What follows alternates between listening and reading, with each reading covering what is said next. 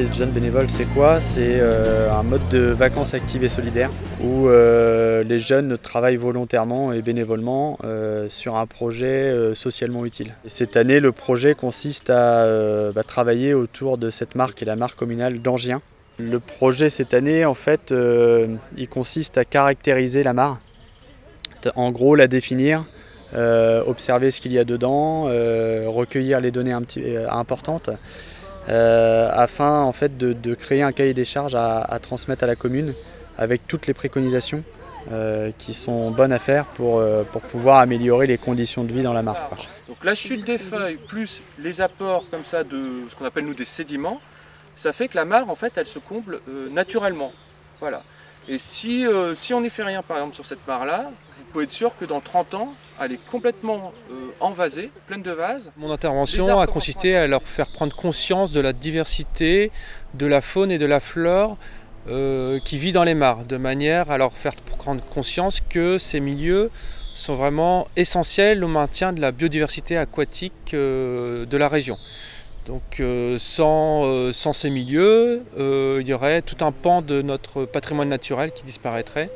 Et d'où la nécessité de les protéger et surtout de les entretenir pour qu'ils soient conservés sur du très long terme. Avec les jeunes, là, on a réalisé une pêche pour voir quels sont les animaux qui y vivaient. Donc on a pêché notamment des larves de libellules, des larves de ditiques, des larves de moustiques, des planorbes. Donc les planorbes, ce sont des escargots. Donc on a pêché un certain nombre d'espèces animales et ça a permis aux enfants de s'apercevoir qu'en fait dans ces milieux qui peuvent paraître parfois hostiles, qui peuvent paraître pleins de moustiques, en fait dans ces milieux il y a toute une faune qui y vit et qui est strictement inféodée, qui sont strictement inféodées. Donc qui dit disparition de la mare, dit disparition également de ces espèces animales. On a aperçu pas mal de libellules qui volaient au-dessus de la mare, et ce qui prouve encore une fois que cette mare, et en tout cas les mares en règle générale, sont essentielles à la protection de la biodiversité. On est 19, des Belges et des Français. Les Belges, c'est les meilleurs. Et on est venu pour restaurer la mare, donner des conseils à la mairie pour améliorer cette mare. Elle représente, du point de l'intérêt communal en tout cas, un apport pour l'écoulement des eaux pluviales, puisqu'elle est située en partie basse du village et on a un écoulement naturel vers cette mare pour récupérer les eaux de pluie.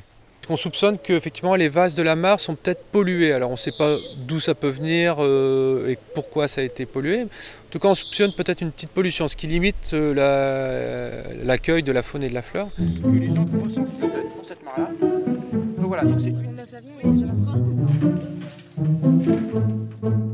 Vous savez pourquoi l'eau est si polluée au lac?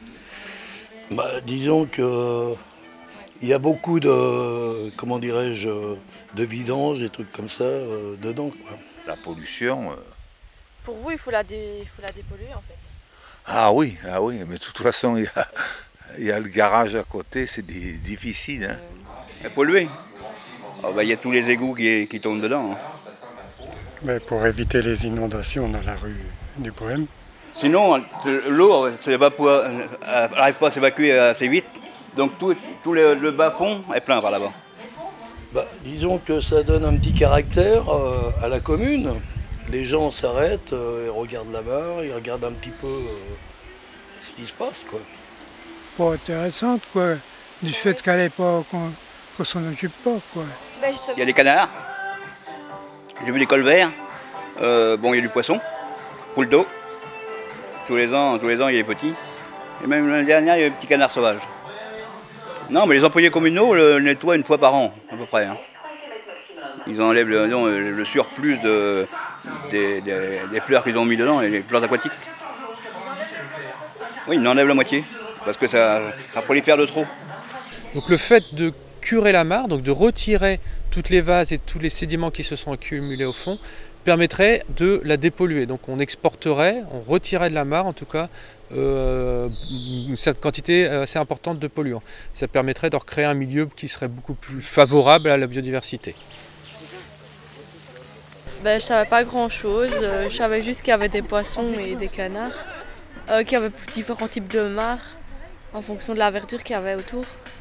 On a vu les plantes qui flottent à la surface et les plantes qui sortent mais qui flottent pas, quoi. On a mesuré avec nos pas ici et avec les pas on a compté par rapport au centimètre et par rapport à ça elle fait 20 mètres sur 17.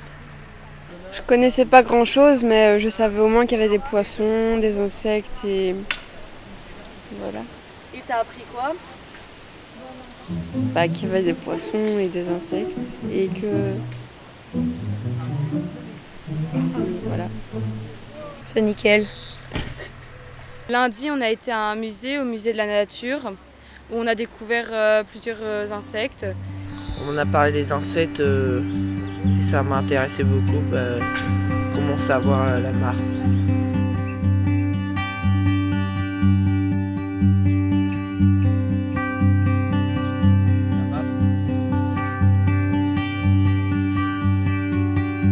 Pour les gens, les mares sont beaucoup moins importantes qu'auparavant parce qu'avant, dans tous les secteurs où il n'y avait pas de cours d'eau, pas de rivière ou de fleuve ou de ruisseau, les gens creusaient des mares et les utilisaient pour la collecte des eaux pluviales qui servaient déjà à boire pour la cuisine, à laver le linge, à laver par exemple les légumes avant de les manger, ce genre de choses, et pour donner à boire aux animaux, pour arroser les cultures, etc.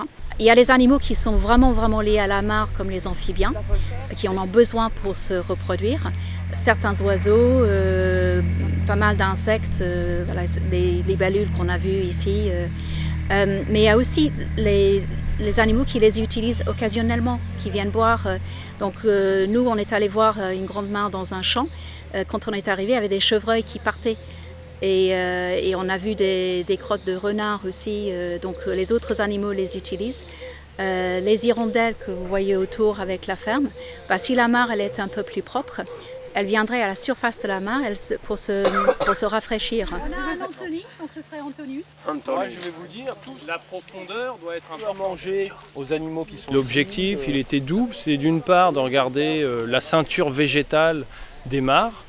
Donc on a fait un peu en salle un premier point pour leur expliquer comment se répartissaient les plantes sur la mare et quelles plantes on pouvait retrouver sur le terrain. Et puis ensuite on est allé sur le terrain où là on a regardé avec une flore et essayé de déterminer précisément les espèces qu'on a rencontrées. Donc on a pris d'abord un arbre, ce qui était plus facile, et puis avec l'arbre on a commencé à regarder la forme des feuilles, la disposition des feuilles, la disposition des bourgeons, enfin tout ce qu'on appelle les critères de diagnose pour déterminer l'espèce. Ensuite on a fait la même chose avec une plante herbacée, et puis dans un troisième exercice, on leur a donné une plante à eux, et puis avec les flores en question, ils ont déterminé avec les différents éléments de critères de détermination. Ils sont disposés tous sur un seul rang, et ça forme ce qu'on appelle un verticille. Et les dents, c'est les points. Tu me laisses voir après. Joncus, J-U-N-C-U-S. Ça se mange pas, ça. C'est ce que mais celle-là, une fourmi. Corolle étalée en coupe ou en étoile à N. Certains des jeunes ont travaillé sur un panneau d'infos qui sera à proximité de la mare. Et il y en a d'autres qui ont fait un abri pour amphibiens pour l'hiver. Parce que le contexte est assez favorable dans le sens où il y a une prairie, il y a un talus avec les grands arbres. Mais c'est un peu trop propre autour de la mare. Sans doute que la commune tombe très régulièrement. Et donc ça manque un petit peu de creux et d'empilement de vieux bois, ce genre de choses. Donc nous on a fait un abri. Donc on va faire un petit panneau pour dire que c'est un abri amphibien. Et puis ceux qui sont en train de bricoler de manière intensive, ils font un hôtel à insectes. Bienvenue à l'émission Dinico. C'est pas ça.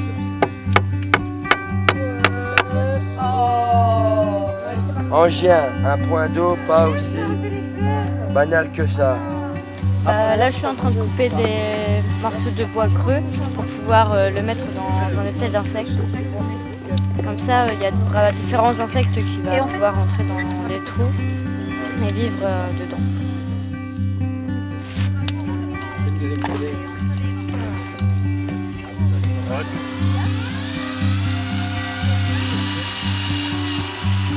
Trop volumineux, ça c'est bon. Celui-là il est bon.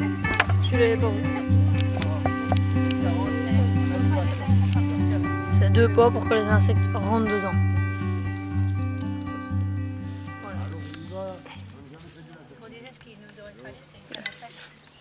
Attends, au pire je vais faire comme en Belgique, attends. Tu vois? Ben, on a rassemblé plusieurs bâtons ici. Et on les a raccordés avec de la corde et on a mis un genre de système avec un flotteur. Et avec un poids dans le fond pour mesurer la profondeur. Les finalités, elles sont multiples. Pour les jeunes, c'est de leur faire découvrir un petit peu d'autres choses de ce qu'ils voient à l'école. Ça peut susciter des vocations parfois. C'est de les sensibiliser à tout ce qui est notion environnement, biodiversité, à respecter ce qui nous entoure, tout simplement. À mieux comprendre aussi ce qui nous entoure. Donc c'est de la vie collective. Là aussi, c'est un autre objectif, c'est d'apprendre à vivre ensemble, à se respecter les uns et les autres. Je pense qu'à l'heure actuelle, c'est important de le signaler. Et du coup, ils sont hébergés dans un gîte qui est situé à la Gaillarde. Et donc, c'est eux-mêmes qui se préparent à manger, c'est eux-mêmes qui se sont programmés leurs vacances, avec des sorties à la plage, sur Rouen, où on va faire un petit peu découvrir le territoire aussi aux Belges. Donc voilà, il y a cette dimension travail, mais il y a aussi cette dimension loisir et vie collective qui est très importante. J'ai appris de nouvelles choses sur le stade de la mare, enfin si c'est profond ou pas. Et le sol, comment c'est, soit c'est du béton, soit c'est naturel. On savait pas grand chose des mares au début. Pour moi c'était juste un plan d'eau. J'ai appris quoi? Qu'il y avait beaucoup d'insectes, même de trop, et qu'une écrevisse pouvait faire beaucoup de dégâts. On s'est bien amusé avec tout le monde, les Français, les garçons qui nous ont bien fait rigoler. Hein. Et ce qui m'a beaucoup plu, c'est l'ambiance.